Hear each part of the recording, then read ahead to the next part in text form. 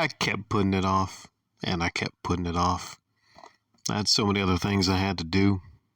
I was so busy this month. I wasn't able to download everything I wanted to download. Not even. I was helped by checking out a lot of uh, YouTube uploads from people telling me about things I should download and reading some articles and whatnot. But I just feel like I didn't get everything I wanted to get. That's okay. I don't think everybody got everything they wanted to get before they closed down.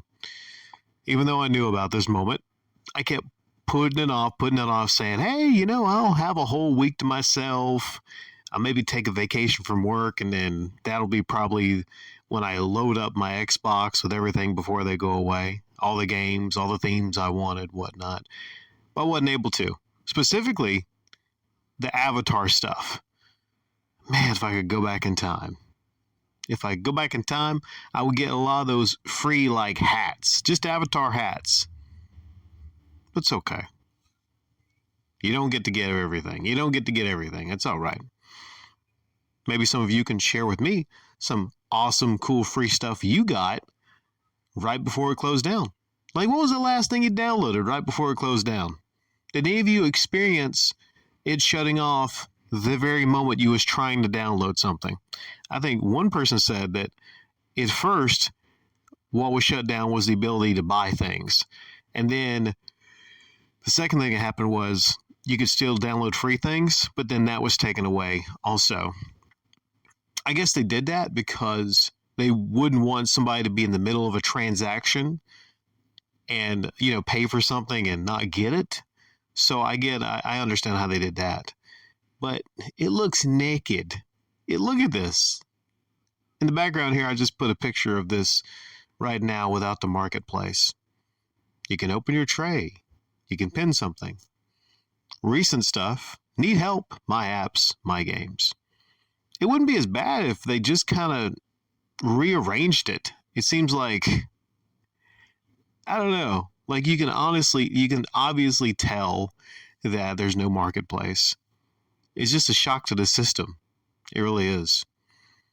One thing I didn't understand before it closed down was the fact that there's some games that were 99 cents, which makes sense because 99 cents, all right, that's a fair price for something that's going to be going away forever, game-wise, before the system shuts down. But I didn't understand why some games like Arcadian Warriors were $9.99. That's one of the 47 games that are not backward compatible.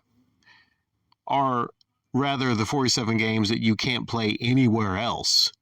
Not backward compatible. So why not just go ahead and make those games all 99 cents towards the end? I don't get it.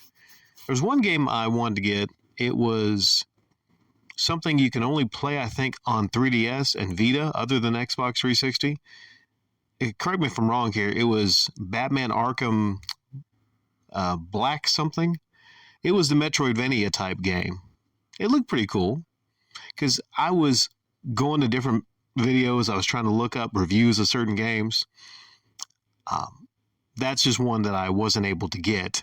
But what I'll do is I got me a series lined up of just uploads saying goodbye to the Xbox 360 marketplace, that is. And then moving forward, I'm going to do a whole lot of 360 type stuff, The one good thing here is, I don't know about you all, but I'm kind of reinvigorated with the 360. Yeah, the marketplace shut down, but you see a lot of love pouring out for this platform. You see a lot of people donning their Xbox 360 shirts. You see, whether you like it or not, you see the prices after this closure of some of the games going up a little good bit, right? So that benefits certain people. I don't know. Let's say if you're a guy that has a store at the flea market and you have hundreds and hundreds and hundreds of Xbox 360 games, last couple of weeks, I've noticed people coming back and talking 360 with me. So maybe it's temporary. Maybe it's one of those things where people just pay their respects and they move on because they figure out there's no marketplace. They can't buy things digitally there on a 360. But the 360 was never a prominently digital platform, though. It was more, at the time, a grand time where the game came on the entire disc. One of the great things about the 360 was that, where it was more disc oriented than it was digital, I believe. I don't have the numbers to support that, but I just personally believe that. Now, when you have the arcade, so that's a difference on the arcade. I'm trying to think. That's why I paused for a second. I'm trying to think about, like, I think I pretty much have almost everything I wanted on arcade. So I just have to go back into the process of re-downloading everything. I was using a 250 gigabyte hard drive in my Xbox 360 Slim to download things at the very last. But I was kicking myself that I accidentally sold a Xbox 360 with the 500 gigabyte hard drive and not the 250. That's such a huge mistake because the 500 gigabyte ones are harder to come by. Question. Is there any differences between the 500 gigabyte hard drive that you buy, like, from China or the original? Is there any differences? Like if I'm paying more, I would have to pay more for an original. That's why I'm asking. I just want a 500 again. Also, is there a way to have more than 500 storage, or is there a limitation of that on the 360? Because even though I'm no longer downloading things on the marketplace, you got to understand, the 360 was a system I played on for so long, and I just about have everything that I ever wanted to download in my download history.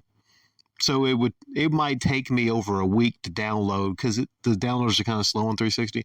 It might take me a whole week to re-download all the games again, and I want to get the biggest hard drive that I can possible to do that. So yes, like I said, this is going to be a series of a couple of uploads talking about 360 I'm going to do. But this one is just saying goodbye to the Xbox 360 marketplace.